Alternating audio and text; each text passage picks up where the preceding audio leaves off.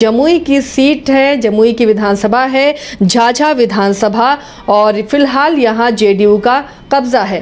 तो जेडीयू को क्या हमेशा ये सीट मिलती रही है, या फिर जमुई जो झारखंड से सटा हुआ इलाका है यहाँ पर आरजेडी ने भी कब्जा किया है? क्या मिजाज रहा है, या फिर कांग्रेस यहाँ से जीतती रही है? रंजन जी, झाझा को अगर स्कैन करते हैं तो किसके पाले में, किसके खाते में ये सीट ज्यादा बार गई है?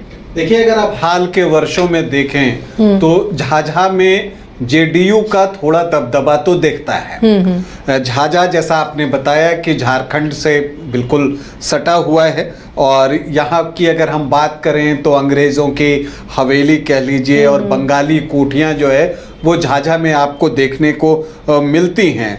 और यहाँ का जो नागा नकटी के अलावा हरना डैम, गंडोधाम डैम जैसे कई जलाशय हैं, प्राकृतिक रूप से बहुत सुंदर इसे माना जाता है। रेलवे कनेक्टिविटी यहाँ की बहुत अच्छी है, लेकिन इन सब के बावजूद जितना विकास होना चाहिए उतना विकास जो है वो झाझा का हुआ नहीं है। लेकिन जब यहाँ पर राजनीतिक मुकाबले होते हैं तो वो कैसे होते हैं, ये अगर हम देखने की कोशिश करें तो यहाँ पर भी अगर आप देखें तो समीकरण देखकर तो ऐसा लगता है कि ये सीट जो है आरजेडी के लिए बनी हुई है, क्योंकि यहाँ पर अगर एमवाई का ध्रुवीकरण हो जाए तो फिर उस सीट पर जो है वही जीत हासिल करेगा जिसके पक्ष में एम के साथ वाई जाएगा, क्योंकि यहाँ पर यादव की संख्या जो है वो बहुत अच्छी है, बहुत ज़्यादा है, यादव बहुल इलाका है झाझा। खैर, उस पर हम बाद में आएंगे। पहले हम ये देख लेते हैं कि अब तक जो 19 विधायक झाझा से चुने गए हैं उसमें कांग्रेस से 8 बार जो है विधायक बने, सबसे ज़्यादा, लेकिन आखिरी जो है वो 1985 तक। दूसरे नंबर पर जेडीयू है जिसके कि यहाँ से 4 बार जो है वो विधायक बने हैं। इसके अलावा जो एसएसपी है वो 2 बार, सोशलिस्ट 1 बार, जनता पार्टी, जनता दल, बीजेपी एक बार, समता पार्टी भी 1 बार जो है यहाँ से जीतने में सफल रही है। तो कहने का मतलब ये कि आरजेडी का खाता जो है वो अभी तक झाझा में खुला नहीं है।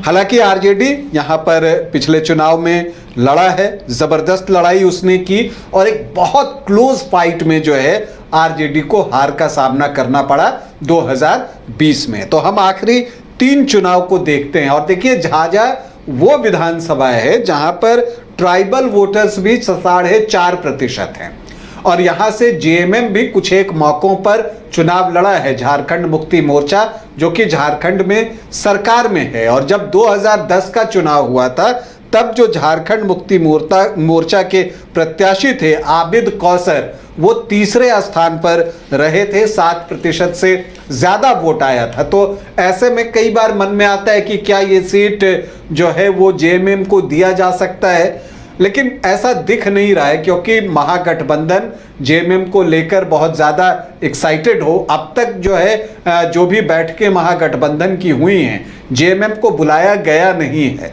तो ऐसे में उसको झाझा सीट दे दी जाए मुझे मुश्किल जान पड़ती है, और इसलिए भी क्योंकि यहाँ यादव पॉपुलेशन बहुत है, 4.5% एसटी वोटर्स हैं। तो अगर आप यादव की बात करें तो उनकी भारी संख्या है यहाँ पर, तो इसलिए जो है मुझे लगता नहीं कि जेएमएम को ये सीट गठबंधन में दी जाएगी। खैर, 2010 से हम चर्चा शुरू करते हैं। यहाँ पर जेडीयू के प्रत्याशी थे दामोदर रावत, वही जो हैं 2005 फरवरी और अक्टूबर में भी चुनाव जीतने में सफल रहे थे, और 1 बार समता पार्टी के टिकट पर 2000 में, और फिर जो है 2005 के फरवरी और अक्टूबर में जेडीयू के टिकट पर वो चुनाव जीते थे। 2010 में जो है आप देखते हैं कि जो दामोदर रावत है उनको 48,080 वोट आते हैं, मतलब कि 38.74%, और आरजेडी से उम्मीदवार थे विनोद प्रसाद यादव। ये भी काफ़ी दिन से चुनाव लड़ रहे हैं, अभी तक चुनाव जो है ये लड़ रहे हैं, अलग अलग पार्टियों से लड़ते हैं विनोद प्रसाद यादव। अब जो हैं बीजेपी उन्होंने अभी ज्वाइन की है, तो ये तभी से लड़ रहे हैं। तो उस वक्त इनको 37,876 वोट आए थे, आरजेडी के टिकट पर चुनाव लड़ रहे थे, 30.52%, और जेएमएम तीसरे स्थान पर रहा था। 2010 की बात है। तब दामोदर रावत ने 10,204 वोटों की जीत हासिल की थी विनोद प्रसाद यादव के खिलाफ। फिर 2015 आता है, महागठबंधन बनता है और उसमें यह सीट जेडीयू को दे दी जाती है। और यहां पर बीजेपी क्या करता है कि कांग्रेस के पूर्व विधायक रविंद्र यादव को चुनावी मैदान में उतार देता है। और रविंद्र यादव भी यहां से 3 बार चुनाव जीते हैं, उस वक्त तक 2 बार जीते थे, लेकिन महागठबंधन की लहर में रविंद्र यादव यहां से चुनाव जीत जाते हैं। वो उनको जो है 65,537 वोट आते हैं, जबकि 43,451 वोट ही दामोदर रावत को आता है। तो यहां पर रविंद्र यादव को जीत मिलती है। लेकिन फिर 2020 में परिस्थितियां बदल जाती हैं, जेडीयू एनडीए के साथ आ जाता है, तो फिर बीजेपी ये सीट वापस से जेडीयू को कर देता है। तो अब ऐसे में रविंद्र यादव क्या करते, वो सिटिंग विधायक थे, तो उनको एलजेपी अपनी टिकट पर चुनावी मैदान में खड़ा कर देता है। और इन सब के बीच बीएसपी से विनोद प्रसाद यादव भी चुनावी मैदान में उतर जाते हैं। जेएमएम भी 2020 में अपना कैंडिडेट देता है और झारखंड मुक्ति मोर्चा से अजित कुमार जो है वो चुनावी मैदान में आते हैं, लेकिन कोई ऐसा प्रदर्शन नहीं करते, 1% से भी कम वोट उनको आता है। इससे आरजेडी को कोई नुकसान होता हुआ तो नहीं दिखा? नहीं, ऐसा कोई नुकसान होता हुआ पिछली बार नहीं दिखा। तब 2020 में क्या होता है कि दामोदर रावत को 76,972 वोट आते हैं, मतलब कि 39.6%। और आरजेडी अपना फिर से कैंडिडेट देता है राजेंद्र प्रसाद यादव को, वो 75,293 वोट लाते हैं। तो एक क्लोज फाइट इन दोनों के बीच हुई थी। और जो विनोद प्रसाद यादव थे बीएसपी के, वो 13,479 वोट, मतलब लगभग 7% वोट लाने में कामयाब हुए। और जो रविंद्र यादव एलजेपी के टिकट पर जो उस समय सिटिंग विधायक थे वो चुनाव लड़े थे, उनको 11,762 वोट, मतलब कि 6% वोट आया। तो एक चतुष्कोणीय मुकाबला जो है यहां पर हुआ और उसमें दामोदर रावत ने एक बहुत ही रोमांचक जीत दर्ज की 1,679 वोटों की राजेंद्र प्रसाद यादव के खिलाफ। तो अब इस बार आरजेडी को लगता है कि वो इसकी भरपाई कर सकता है, लेकिन वो कैसे करेगा, उसके लिए उम्मीदवार कौन होगा, इस पर बहुत तरह की चर्चाएं जो है वो चल रही हैं। और देखिए, जहां तक जेडीयू से बात है, गठबंधन में ये सीट एक बार फिर से जेडीयू को जाएगी ऐसा लगता है।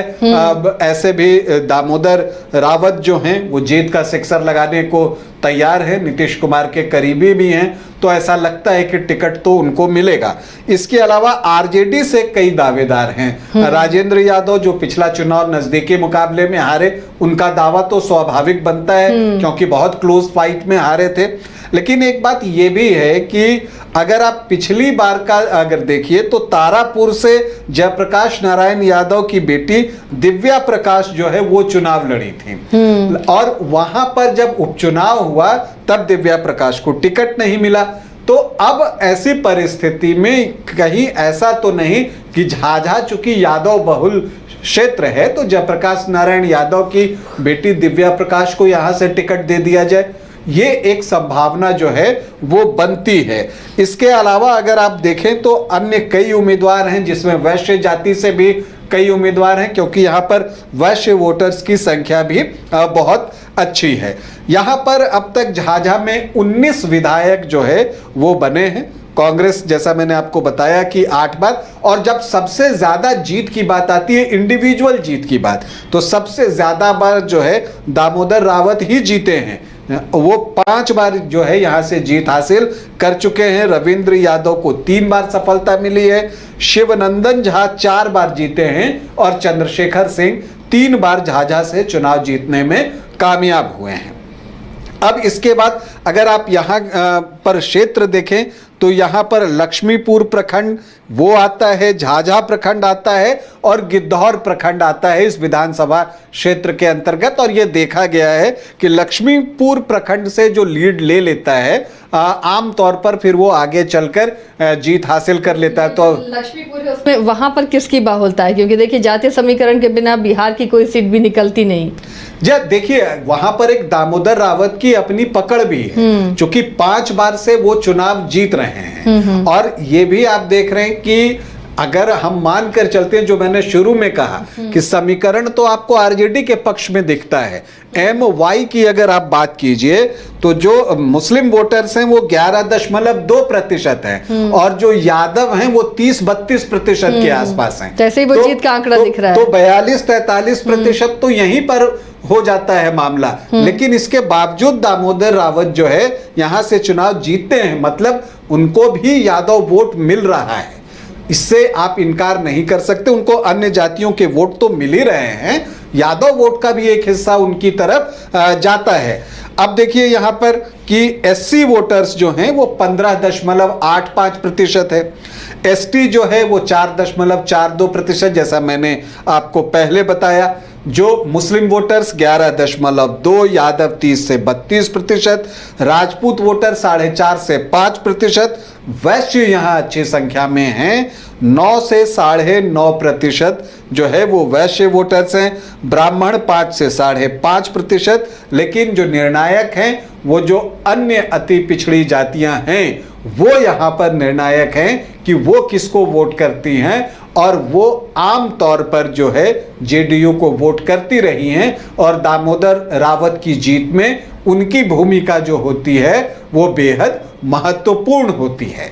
तो एक बार फिर से मतलब बहुत ही क्लोज मुकाबला पिछली बार हुआ था, इस बार भी कुछ वैसा ही होगा। और अब देखिए चूंकि विनोद प्रसाद यादव ने बीजेपी ज्वाइन किया है, तो उन्होंने क्यों ज्वाइन किया? चूंकि यहाँ यादव वोटर्स भी बहुत हैं और वो लगातार चुनाव लड़ते रहे हैं, उनको विश्वास भी है कि बीजेपी उनको टिकट देगी। लेकिन मुझे इसकी संभावना जो है वो कम दिखती है, क्योंकि दामोदर रावत जो है वो नीतीश कुमार के करीबी है और मुझे ऐसा लगता है कि दामोदर रावत को ही एक बार फिर से टिकट दिया जाएगा। वो अपने क्षेत्र में काफी सक्रिय भी हैं।